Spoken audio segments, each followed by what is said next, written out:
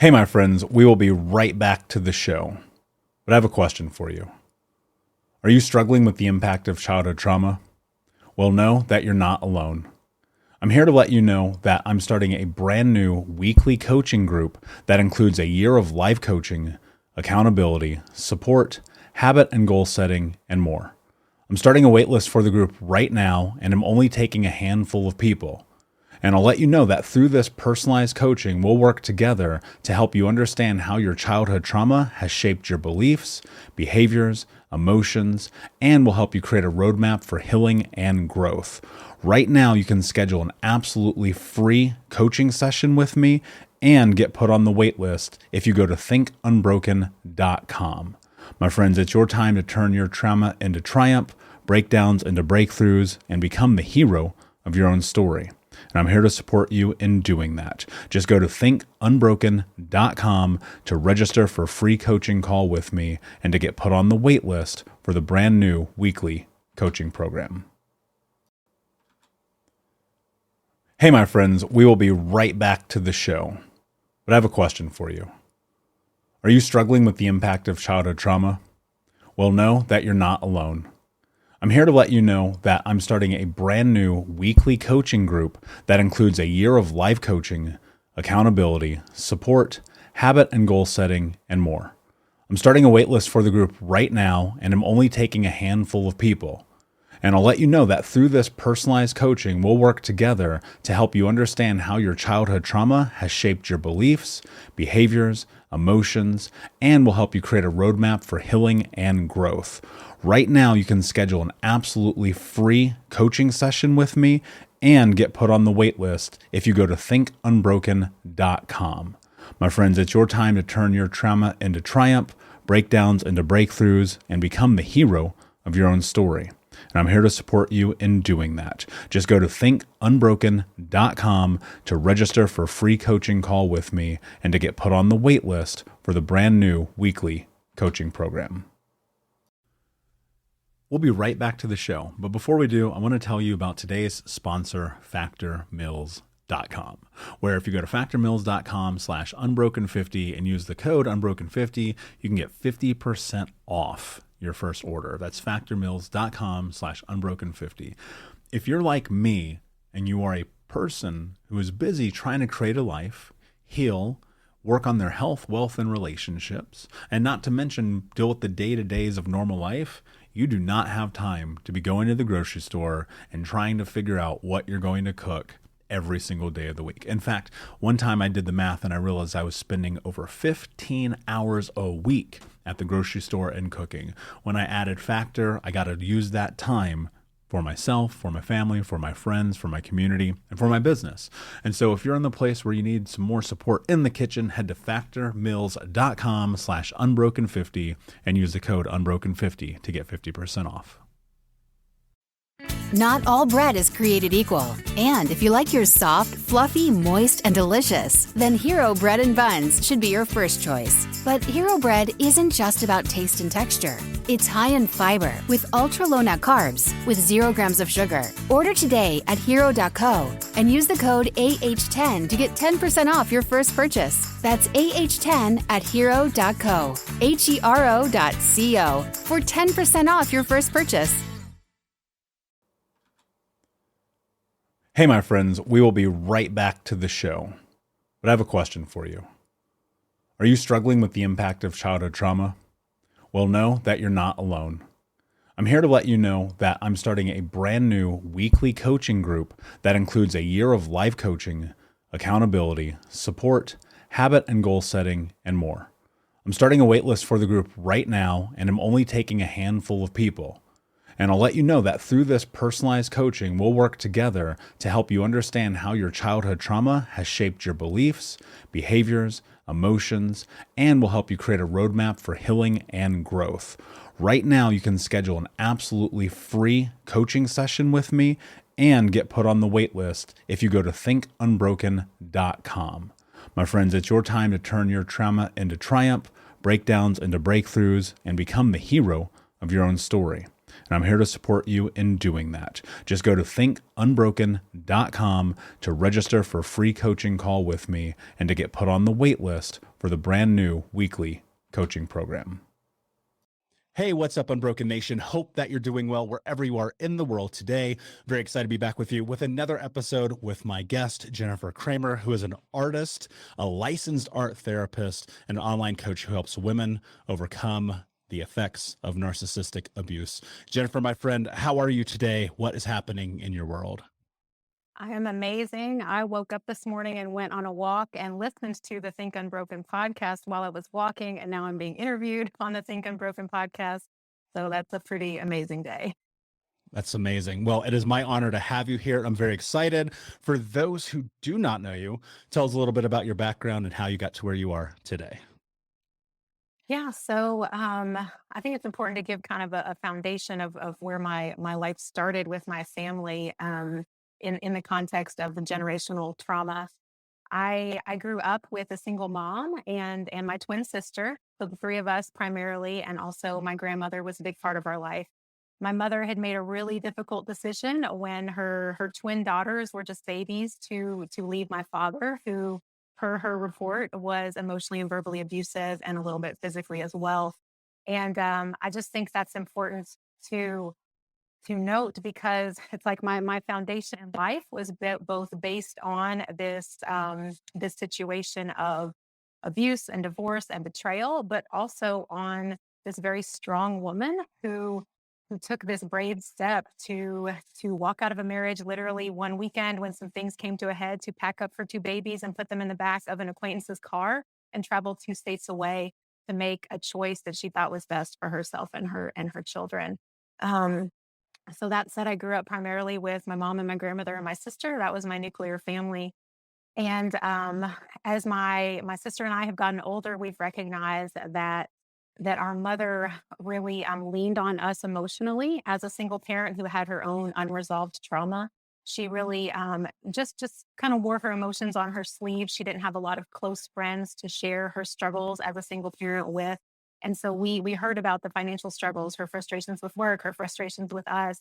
And I've recognized that as an adult, I've developed some codependent tendencies as a part of that I have this tendency to feel like I have to take care of others emotionally the way I always felt like I had to take care of my mom. As a child, I was painfully shy. I was very shy and barely spoke out at school and in public. At home, I was very short tempered, always yelling and slamming doors. There were a couple of years in elementary school where I acted out at school as well. I would hit boys who made fun of me for being overweight. But then quickly after that, I receded back into myself and really withdrew. In middle school and high school, it was not uncommon for me to go through the entire school day without saying a word to anyone. But in high school, I had a really pivotal experience. So, well, first I'll say around age 14, 15, I was definitely depressed and lonely. I didn't have friends. It's so important at that age to have friends. My twin sister had friends and I did not. And I felt very depressed, often thought about suicide, never really developed a plan, but that was always in my mind because I just wanted a way out. I was so lonely. And then I had this experience between my freshman and sophomore years of high school where I went on a mission trip with my church youth group. We traveled from Kentucky to Montana on a hot bus with broken air conditioning for 3 days, 3 days of driving. And we were able to go and serve and help a small church in Montana. No idea now why we had to drive to Montana to do that, but that's what we did. And I know you speak, Michael, so much about the importance of service in our healing journey of serving others. And that was my first experience of being able to serve others simply because I came from a large church who knew how to do some things. We put on a little vacation Bible school for the kids at this little church in Montana.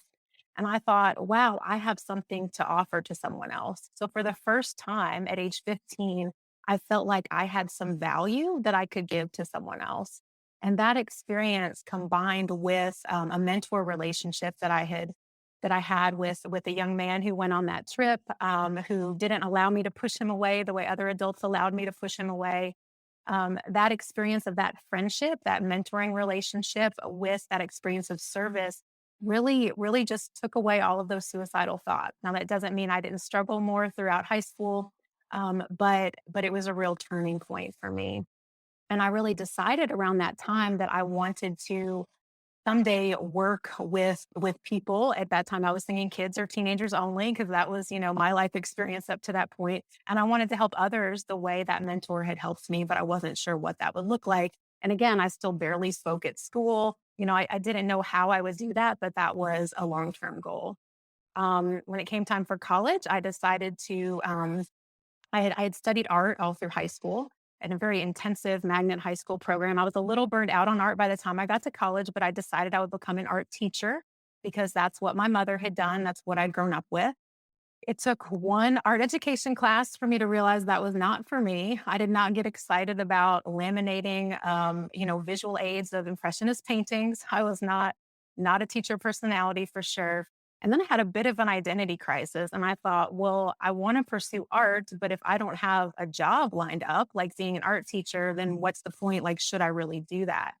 And so I spent a whole semester just thinking about it, praying about it, and I decided through a chain of events that it was important for me to continue to pursue art because that's what I was interested in. That's what I felt a calling to, and that's where I was talented.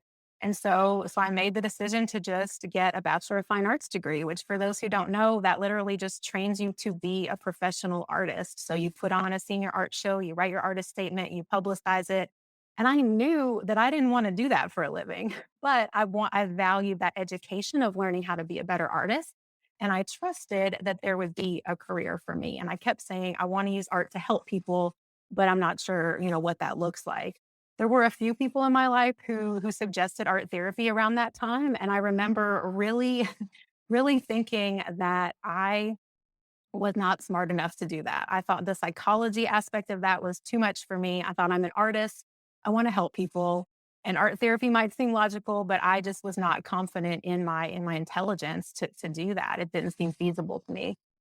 So fast forward after college, I didn't know what to do with myself. For a while, I thought I was going to go, move to Arizona and be a missionary. That's a whole other story. Like I was just all over the place trying to figure out what to do. And and with that thought of just wanting to help people and to get experience doing that, I got a job that turned out to be much, much more intense than I thought, but it was a very valuable experience. I got a job at a residential facility for boys who had been abused and neglected, spent most of their life in the foster care system.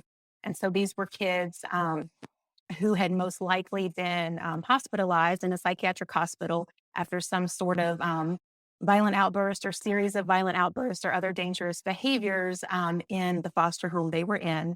And then, as sort of a step down from the hospital level of care, they were sent to this residential facility.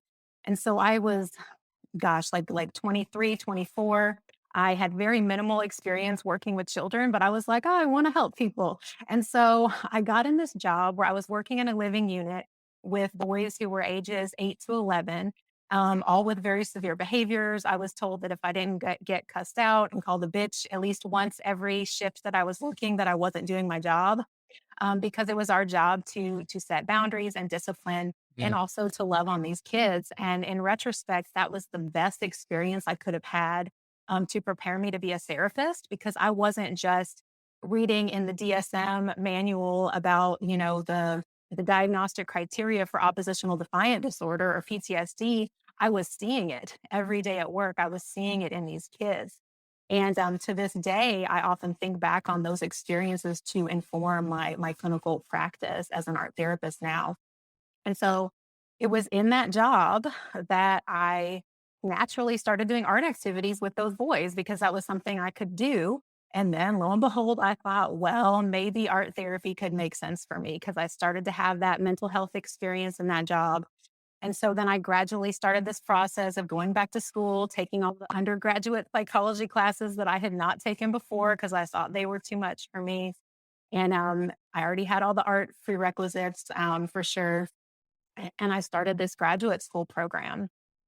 Um, Around that same time, so sort of to backtrack a little bit, that was in my 20s. I also experienced a few dating relationships where I started to notice a pattern that in a scary way, I was thinking, oh, maybe I'm repeating this pattern that my mom was in. And actually, my grandmother was potentially in. Both my grandmother and my mother were divorced.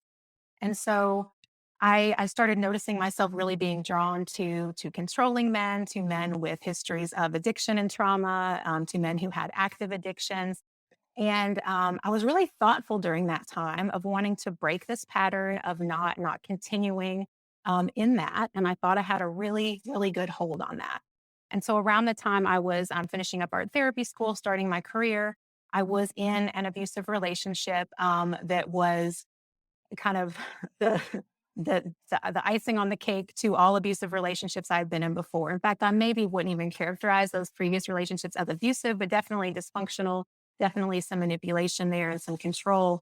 But this relationship was, I believe, narcissistic abuse. I believe his behaviors are characterized as narcissistic. And in the beginning, I thought, well, I'm not repeating this pattern because on the surface, he really presented very differently from the other people. Like his personality was very different. He seemed to really have a heart for serving others, which of course I did too. We actually got to know each other by serving alongside one another in our community. And I did not rush into it. I thought I was doing everything the right way.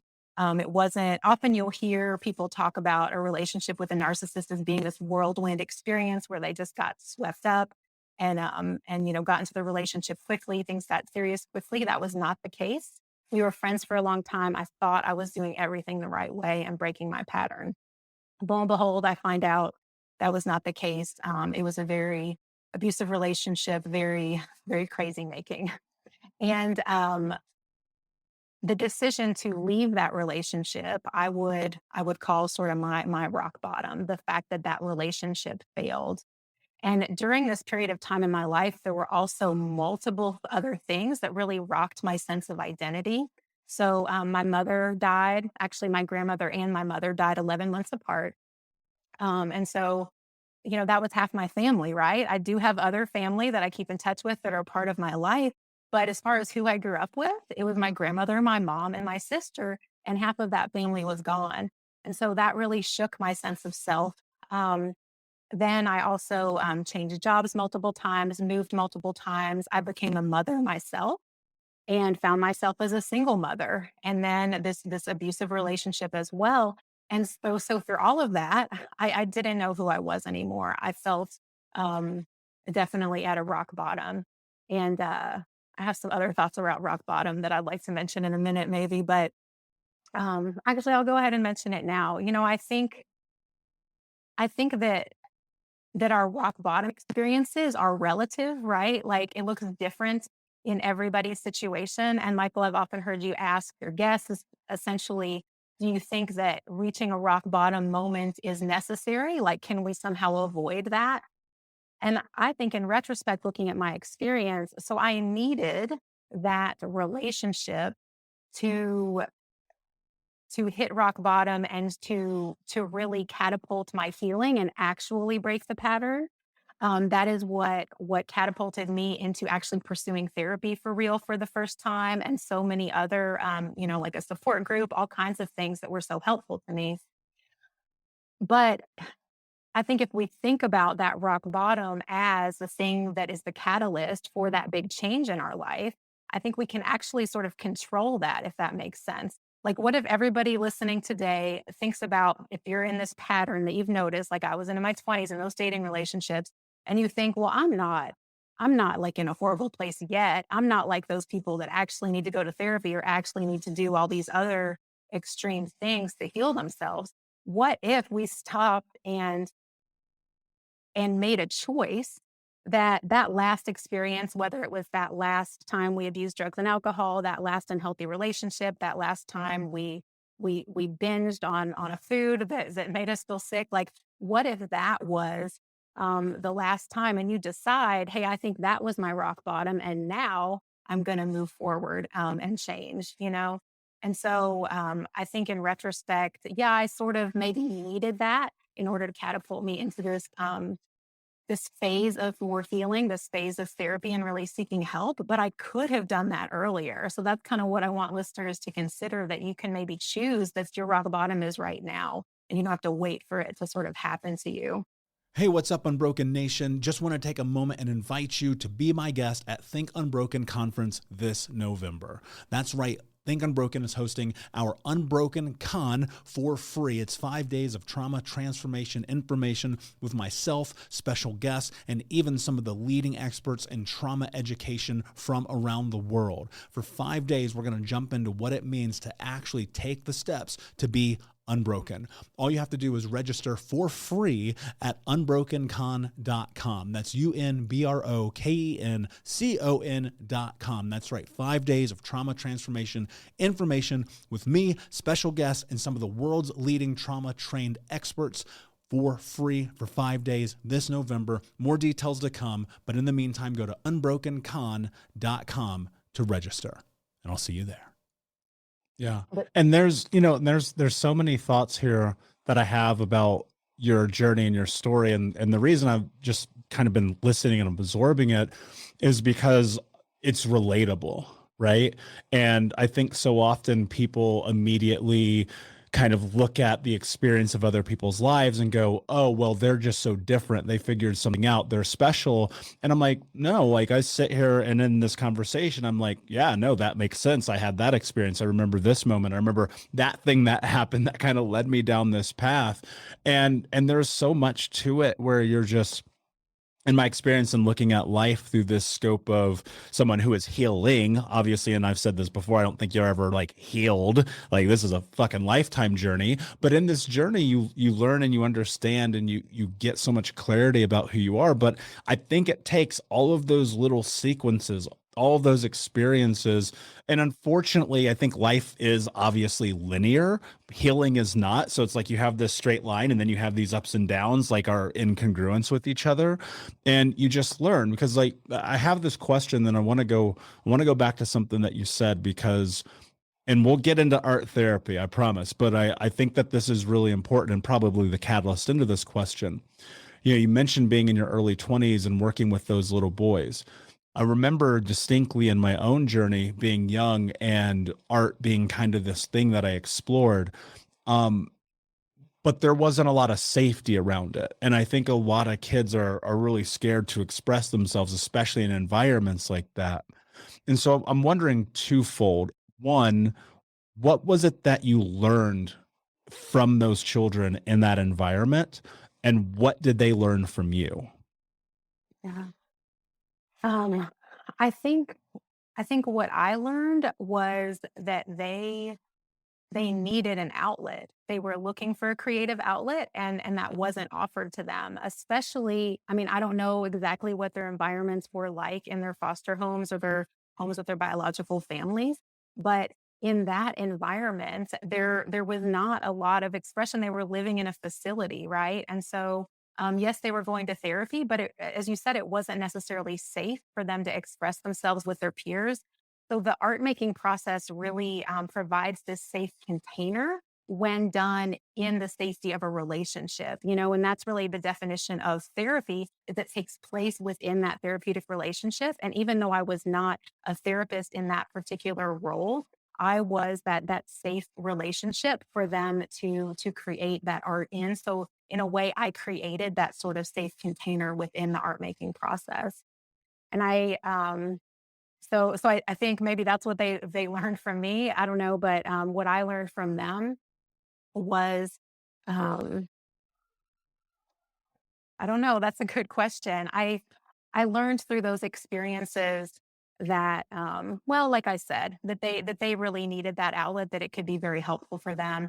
And I think they learned what safety could look like within that relationship, and learned to trust through those projects. You know, and again, even though I wasn't an art therapist yet, a really key component of art therapy is that it's about the process and not so much about the product. And so in art classes, we're really taught that it's about the product. It's about your technical skill. It's about learning to make a vase of flowers look like a vase of flowers. But in art therapy, it is about that process. And then we certainly look at the end result, but it is not primarily about that and making something look a certain way. So if we can sort of kind of take the expectations down a notch and say we're just here to play and create something, then I think that that's so helpful. And I think that's something that I provided to them. Speaking of process, right, and that obviously being the crux of this whole thing when it comes to art therapy, I would love if you would just kind of define what art therapy is and how that differs from other forms of therapy and kind of integrated within that. Like, what is the process? Mhm. Yeah, so art therapy is a master's level mental health profession, so the same as a licensed professional counselor, a social worker, a marriage and family therapist. And a lot of people don't know that it is a licensed profession that requires that you attend an accredited master's level art therapy program. And as I shared before, you have to have a background in psychology and visual arts in order to even enter that program. And in a practical sense, what it is like within an art therapy session is that your therapist is engaging you in the active process of art making, so of visual art. And then there's also some verbal processing. So it's not entirely you just go make art and the therapist stares at you, but it's also not entirely talking like regular talk therapy. You're doing both, and it can look different depending on the art therapist, depending on their approach. But it definitely takes place within that psychotherapeutic relationship. Many people will say just that their hobby of doing art that is therapeutic is art therapy, or certainly I've seen adult coloring books that actually say art therapy on the cover. And there are art therapists all over the globe. They get up in arms about that because that is not art therapy. When those first got popular, every art therapist in the world was so angry because it is therapy, and coloring in a coloring book is a therapeutic art activity. It's actually what we would call art as therapy. So your weekend hobby is painting landscapes is art as therapy, but art therapy takes place within an art therapy session with a trained and licensed art therapist. So, as someone, so this is, it's really interesting to me. I was thinking the other day, I have done every modality of healing that you can imagine except art therapy. Like this, as we were preparing for this show, I was thinking to myself, like, damn, I've done everything: Reiki, Gestalt, NLP, CBT, EMDR, like you name it, like all of the things. And I was like, I've never done art therapy before. But as a kid, I distinctly remembered, like, I love to draw. Like I would always be drawing in school or reading a book because I didn't give a shit about school. So I would just sit there and like draw and create. And I remember it being this beautiful process, except I kept getting in trouble. And now in real time, I'm like, I wonder if that's a boundary and a limiting belief that I have to work through to step into art. But I also think like maybe my art is this, you know what I mean? So for someone who is kind of like sitting in there, like in there with you, they're processing art as therapy, they're going through this. What's transpiring? Like, how can art therapy be used in actually healing trauma? Where's the connection happen? Mhm. Yeah. So I'm actually going to go a little more in depth in this with you on this podcast because I think this is the place to do it to really get into what's happening in the brain. Art therapy really activates the right and left sides of our brain, and art therapists really use this strategically, and it involves how we kind of what directives we give. Sometimes it's super open ended, and sometimes we give a specific directive to the client, and also involves what type of art media we choose. So I'm going to get into the art media in just a minute because I think that's the more sort of practical piece of this that listeners can actually apply to their own art making at home, even if it's not quote unquote art therapy. That's something I love sharing about how we interact with the media and how that affects our brains. But first, I'm going to share kind of a more in depth foundation of that. And so there's this concept in art therapy called the expressive therapies continuum. And you can picture that as sort of a diagram of three lines, three three horizontal lines, and then there's one vertical line down the middle. And so I guess first I'll explain that in trauma treatment, we approach it either from a bottom up approach or a top down approach. And bottom up means we're kind of starting kind of in our body, in our senses, and the sensory and kinesthetic components of our physical experience and our emotions. And then kind of moving up to the cognitive and kind of making more sense of it in what I call our thinking brain. So kind of we start in our feeling brain, and move into our thinking brain to make more cognitive sense of things. And from the top down approach, we might start in our thinking brain and move to our feeling brain. And so an art therapist is going to really gauge where a client is, if they're really in their emotion and need to start expressing that, or if they really cannot access their emotions and they're stuck in the cognitive, then we start there. You meet the client where they are. And both are important though for healing. So you want to integrate the cognitive and the more effective, the bodily sensations. And so with that expressive therapies continuum that I explained, so the bottom level of this involves the sensory components. So basically the expressive therapies continuum, it describes the way we interact with the art making process. And again, I'll get into more of the art media as a second component of this. So the first level of how we interact is sensory and kinesthetic.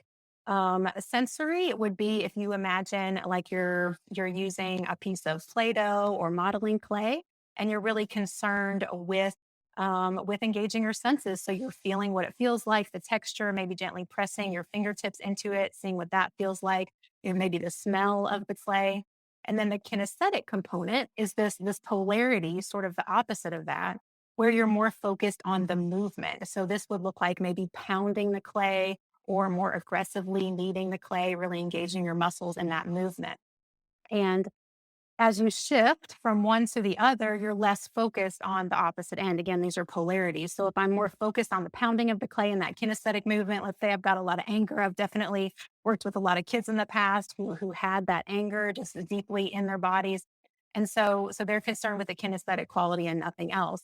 If you transition more into the sensory component, focusing on the texture, the smell, then you're not as focused on the kinesthetic.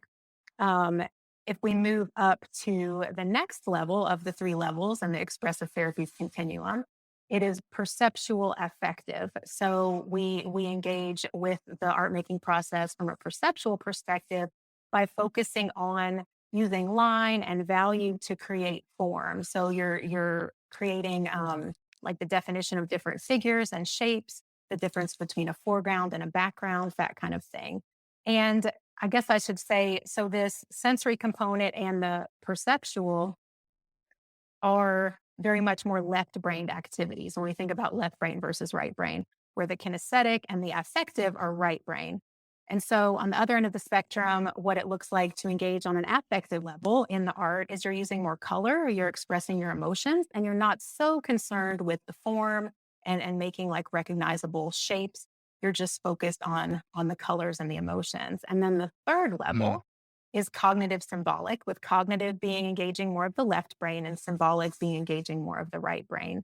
So cognitively, that deals with our recent memories, just our, like I said, our thinking brain, kind of the things we're aware of. And symbolic is coming up with symbolic representations of things we've been through. And so if someone comes into therapy with past trauma and they're not really connected to their body and their feelings, we might start at that cognitive level where they're telling the story of their trauma. They're drawing a picture of an event. Whereas if they come in and are not able to verbalize what happened to them, we just start with those sensory kinesthetic components. We just start with kind of playing with the art media and get into connecting to our emotions. It's in that more affective state, in playing with the materials, like for example, finger painting, that you're gonna be able to access sort of the subconscious emotions, kind of those things we shove down, the memories of the trauma. You're going to be able to access them in that state. I'm Um, curious in this because the thing that comes to mind for me, and I'm sure a lot of people may be having the same thought, is I think it sounds complicated in the moment. Obviously, like while you're in it, it's a very different experience. But my thought is, and this may just be a me thing, and that's why I'm asking the question, obviously, is there a space where you find that people have to let their guard down to step into this medium? Because, like in my head, cognitively, I'm like, oh yeah, talk therapy makes sense, group therapy makes sense, punching something makes sense to me, right? All those different aspects of like that. And in this, I'm thinking to myself, like, oh, that's probably this place that is incredibly vulnerable, or maybe that's just my interpretation of it. So, do you find that there is this area where people really need to let their guard down for this to have efficacy? Yeah, I mean, it depends on the client for sure. I mean, most often those who come to me seeking out art therapy are comfortable with the idea of art making on some level. But I remember in graduate school, one day we had some music therapy students come into our class and teach us an activity of like making drums out of Tupperware containers. And we did a drum circle. And I was so uncomfortable with that. And like no one else in the class understood why I was so uncomfortable. So music therapy is not something that I would seek out because that would be too much for me. That would be too overwhelming. And so that for the first time gave me a glimpse into, oh, people who are not comfortable with art, because I'd grown up with art. It was always a comfort zone for me. And so I think those who have that much of a reaction against it, the way I couldn't imagine doing music therapy, probably would not seek that out as a first mode of treatment.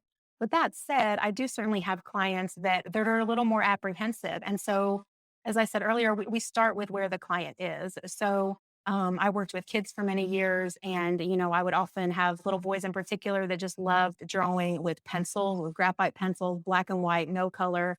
They could control it. Which I can get more into talking about the art media, which is my favorite thing to talk about and how that comes into play here. But I knew kind of the psychological reasons why they needed that media, and they were also expressing that's what they liked to use. So I start out by asking like, "Do you like art? Do you like to draw? Have you drawn before? What have you used? What do you like to use?" And we start there, and that gives me information about where they are, so I know where to start. Again, with that top down or bottom up approach. I know if they, I mean, sometimes people will be like, I really need something expressive. Give me a way to express myself. Then we'll get out the paints and the oil pastels and the chalks. But if they're more apprehensive, they're probably going to go towards that art media that's easy to control, like a pencil. And I'm going to allow them to do that. And we'll kind of inch our way into the activities that are going to bring out their emotions more and get them more in their bodies. What is it that, like, if you were to summarize it in a simplified way, what is it that would say that is kind of the framework or the baseline that allows this modality to really be effective for, let's call it a specific group of people as opposed to the broad general audience of folks listening? What is it that you would like drill down into? Like, this is the reason why I think it's ethical. Hey, Unbroken Nation, we'll be right back to the show, but I wanted to let you know that you can grab a copy of my first book, Think Unbroken, Understanding and Overcoming Childhood Trauma, for free. If you go to book.thinkunbroken.com, you can download the PDF ebook version of the book and get everything that I know about the baseline of healing trauma for free, downloaded to your email right now. Just go to book.thinkunbroken.com to download your copy of Think Unbroken, Understanding and Overcoming Childhood Trauma for a PDF for your phone. Again, that is book.thinkunbroken.com. I think because so I work now primarily with women who are survivors of narcissistic abuse, and using my own experience to help them. If you don't mind, let me explain more about my Please. my experience and what led me to the work I'm doing today, and that's gonna explain a lot. So when I found myself in therapy after experiencing this abusive relationship, and after I had had so many just experiences in life that had rocked my sense of self. I My therapist one day challenged me to make some steps towards creating art again because I hadn't been making much art on my own outside of just the work I would do with my therapy clients. And so I it was so interesting how, we often just need someone to give us permission to do something for ourselves. And so I actually had in mind for a long time that I wanted to rent an art studio at a local art center. I knew they had small studios that could be affordable. And I had looked into it. I looked on the website frequently to check the availability, but I had never taken that step. And so when my therapist said, how about between this week and our appointment next week, you just make some step towards making art? And I think she thought I was going to clear away like the corner of a kitchen table or something, make a little space at home to make art. I actually had this idea to rent a studio. So I went out literally an hour before my next therapy session. I viewed the available spaces, made a choice, chose one, signed a lease, went to my therapy appointment right after that, and proudly proclaimed that I had signed a lease on a studio space, and she was so surprised. Then that space became a place where I could go just freely express myself, informed by my knowledge and training in art therapy, but also just Jennifer as Jennifer, everything else stripped away, just trying to get all of these emotions out of my body. Anyone who's experienced any kind of domestic violence, coercive control, gaslighting, you don't know. you don't know how to make sense of what you went through. And often you're just anxious. There's so many feelings right on the surface. And so I had so much bubbling up. And I just, I finger painted. I put like a big piece of paper on the wall with my first drawing with chalk. And I would literally just like walk along the wall and draw. And I did whatever felt good with the thought that nobody else ever has to see this. Like, this is not something I'm going to show to anybody. This is just for me. And it is a way for me to express my emotions. As a part of that, I remembered a particular technique that I learned in art therapy school by an art therapist and author named Pat Allen. She wrote a book called Art is a Way of Knowing. And she developed this process of spontaneous art making and then what she referred to as witness writing. And so, what this is literally you're dialoguing with your artwork, which in essence is you're dialoguing with different parts of your brain. So, in trauma work, we know we have these different parts of ourselves, these different parts of our brain. And so, in that art making and then writing in response to it, but literally like asking the drawing questions. Like, if you could talk, what would you say? What do you need? Really, I'm asking myself what I need. But that was too hard for me to ask myself when I was in that cognitive state of just overthinking things. I had to use the art materials to get in my body, in my senses. And then once that sort of opened up and I've accessed my right brain, that my thinking brain, as I like this, or my left brain, no, sorry, my right brain, my feeling brain, then I can sort of pull it back into my thinking brain and make more sense of it. And so this is where we're pulling from that sort of cognitive level down into the affective, or no, the opposite, from that affective level up into the cognitive. And so, so I began that process, and I kept doing it and kept doing it, and there was a real kind of integration of these different parts of myself that occurred in that process.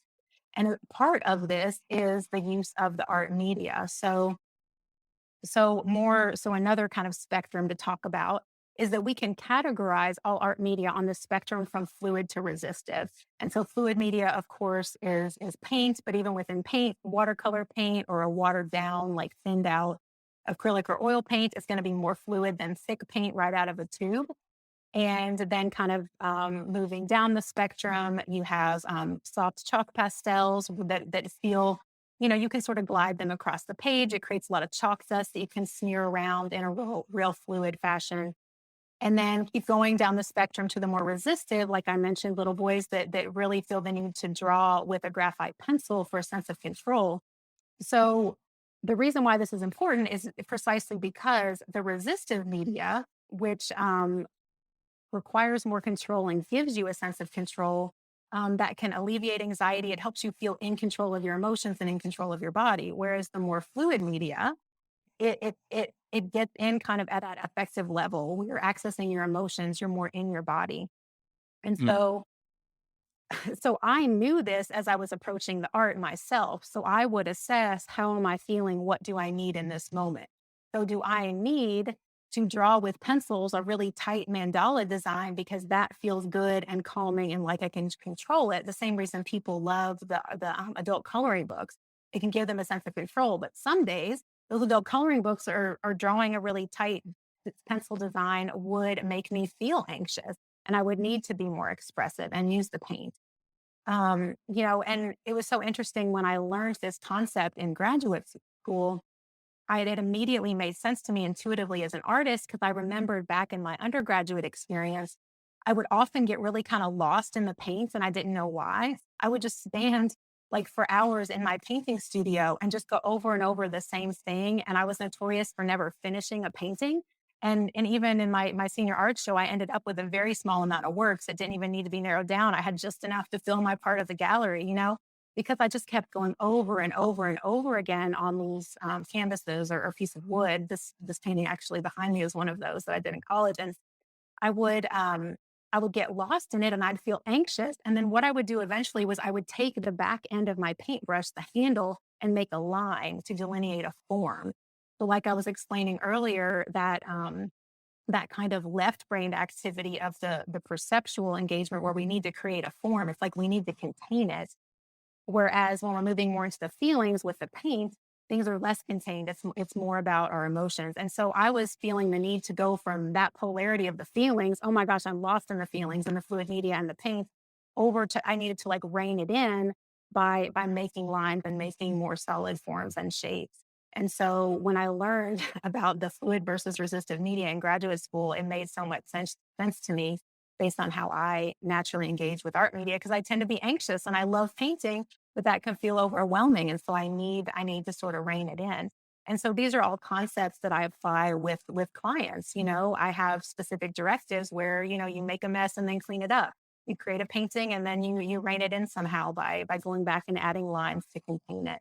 And vice versa. Those who feel a high need for control and just need that resistive media. They need to just cut a perfectly cut out magazine pictures to make a collage, or just drawing with black and white with pencils. I will gradually kind of ease them into, well, what would it look like just to use liquid glue instead of a glue stick? Because that's more fluid, right? It might induce a little bit of anxiety. It's not exactly like exposure therapy, but in a way, if you want to think of it that way, we're kind of inching them forward this experience of what would it feel like to feel a little uneasy and a little bit out of control within the safe Mm, space of the art making session, right? Within the yeah. safe container of your piece of paper, within that safe psychotherapeutic relationship.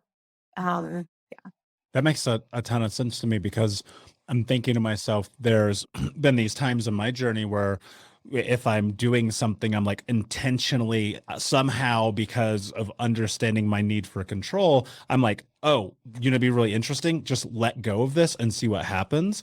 I'm like in visualizing, like going through this process of creating this art and then like making it messy to see what that feels like. So that makes so much sense to me. I mean, it feels like CBT to some aspect, right?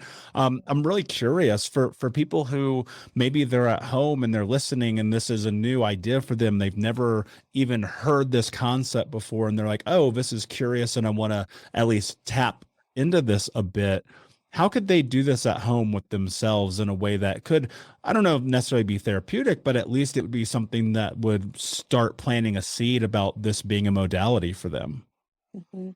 Yeah, I think first I would encourage anyone who's interested in this to explore different types of painting and drawing media. So, like I said, I know I've learned to notice in my body what days I need to use more resistive media like a pencil and what days I just need to paint and express myself. So I would encourage listeners to go get a Crayola watercolor tray that you can find in the school supply aisle of your grocery store. It's easy to obtain. Get some crayons, some markers, some colored pencils. I also really love oil pastel, which I often call like an oily crayon. It's a little more fluid. It glides on the paper and you can blend it more so than a regular crayon. So get a variety of those art materials that can be just the Crayola, student grade. It doesn't have to be fancy and just play, just experiment with it. That's another really important part of art therapy that I hear from clients that they love the expressive quality of it and that they can just play because as trauma survivors, we've not always been allowed to play and to be free in that sense. And so again, it's that safe container of the art making process where we can play. Also, I often say that within the creative process, there's no impulse control required. So as long as you're not harming yourself or others, you're not sniffing toxic chemicals, then there's really no impulse control required. You can do what you want. So I would encourage anyone who's interested in this to just play with different kinds of art media and notice how your body responds. Notice how your body responds on different days. Notice what you're feeling. Do some journaling, some writing about that. And then second, um, kind of a foundational art therapy intervention that I use with my art therapy clients, also with my coaching clients. This is something I teach that definitely can be done easily at home without an art therapist. Is essentially a scribble drawing. And this is something that all art therapists use, and it sounds silly, but it is really fascinating and really impactful. So literally, I always encourage clients to imagine if that emotion was coming from your head, because we often think our emotions in our mind, right? They're in our head, they're not in our body. So imagine if that was coming down from your mind, from your brain, through your arm, out through that color pencil, that marker, that crayon onto the paper. What kind of line would that make? How would that move across the page? And so obviously, something like anger for most people, that has a lot of energy to it, right? So that's going to be like a fast, zigzaggy scribble line for most people. And choose a color that goes with that feeling for you. then maybe, calm, sad, relaxed, excited, joyful, like whatever feeling you're having, or just whatever feeling you kind of feel on a regular basis. Practice how you would express that literally just through a scribble using line, shape, and color, not trying to make it look like a happy face or a sad face. Just how would that emotion move out of your body if it was a line on the page? And then I encourage that process that I explained that I do and that I teach to my clients of the responsive writing, or what Pat Allen referred to as the witness writing. So you're witnessing your art. You're kind of oftentimes in art therapy we think about the piece of art as kind of the third person in the therapy session. So it's like there's the client, there's the therapist, and then there's the art over there. And when we take it physically outside of ourselves and we have this visual representation of it there on the paper, in the sculpture, on the canvas, then it makes it feel safer to talk about. And there's some sort of what I call reflective distance there. So we've distanced ourselves from it a little bit emotionally by taking it out of our body, out of our brain, and putting it on the paper. And then that writing process creates even more of that distance. And like I said, taking things kind of from our feeling brain to our thinking brain. So ask a question. I like to start out though by it can be hard to sort of get into the question asking if you're not used to it. So I encourage you just to start out by kind of writing your observations about your feeling scribble drawing. So write, there's a yellow blob in the corner, there's some black lines here, just describe what you see. And then maybe ask yourself a question. Is there anything that surprised you? Like, what do you see here? And then start asking your artwork questions like, what do you need? What is this? What is this black squiggle line? What does that mean? What are you trying to tell me? How do you feel? Again, what do you need is a really powerful one for most of my clients. And just write down, this is very much a free association form of writing. So you're writing whatever comes to your mind without judgment, without editing. And then later, I think you'll find as you read back over it, there's a lot of insight to be gained in that. And I often practice this as sort of a journaling technique, just in my sketchbook or journal. I'll do a quick scribble and then do that writing in response. And again, many of my clients find that really helpful as well. Yeah, it sounds attainable too. I mean, you have a piece of paper and a pencil at your house, like no excuses, right? And at least it'll give you an idea and you can step in, and it might be for you, it may not. Even now, I'm like, yo, right after this, I'm going to go do it just to see what happens. Jennifer, my friend, this has been an amazing conversation. Can you tell everyone where they can find you? Yeah, so I'm on Instagram at Jennifer Ann Kramer, and with an E, Kramer with a K. On Facebook as Jennifer Kramer Art Therapy. I have a free Facebook group called Women Overcoming Narcissistic Abuse. You can find a link to that on my Facebook page.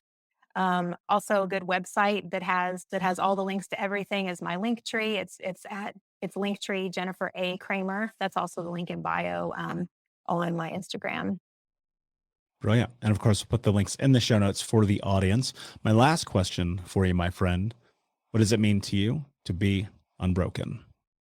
So I'm an avid listener of the podcast, and I've thought about this question a lot, and I think that we all are broken. I think that is what it means to be human, that we're broken. But the thing is, we often think of being broken as, I am the only one. This is horrible. Like, I will never find a way out of this. We can get lost in that. But I think if we recognize that it's part of the human condition to be broken down by life and trauma, by all these life experiences, then in a sense, it loses its meaning, if that makes sense. If everybody is broken, then no one is broken in the way that we tend to think about it.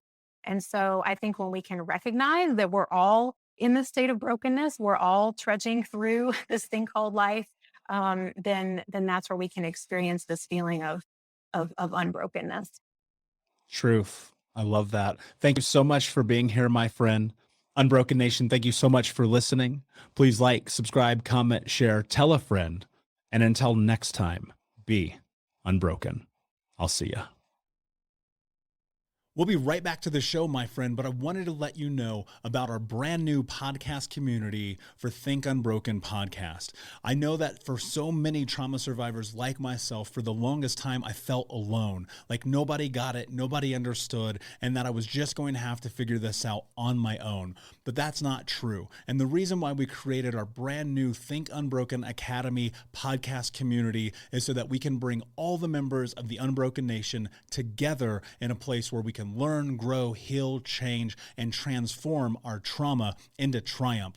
I would love to have you come and be a part of the brand new community. Just check out thinkunbrokenacademy.com or click the link in the podcast description, and I cannot wait to see you there, my friend. Again, just head over to thinkunbrokenacademy.com, and until then, be unbroken.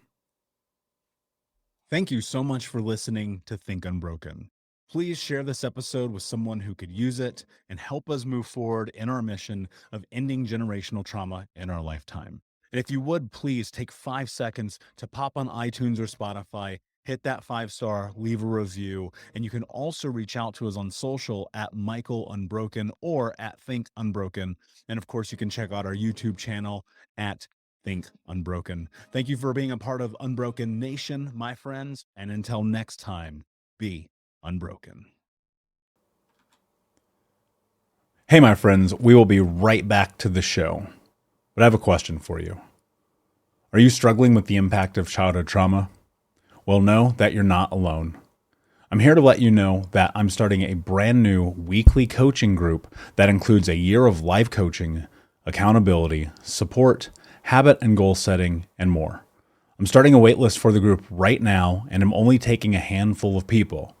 And I'll let you know that through this personalized coaching, we'll work together to help you understand how your childhood trauma has shaped your beliefs, behaviors, emotions, and will help you create a roadmap for healing and growth.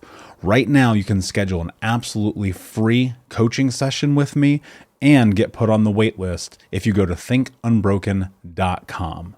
My friends, it's your time to turn your trauma into triumph, breakdowns into breakthroughs, and become the hero of your own story. And I'm here to support you in doing that. Just go to thinkunbroken.com to register for a free coaching call with me and to get put on the wait list for the brand new weekly coaching program.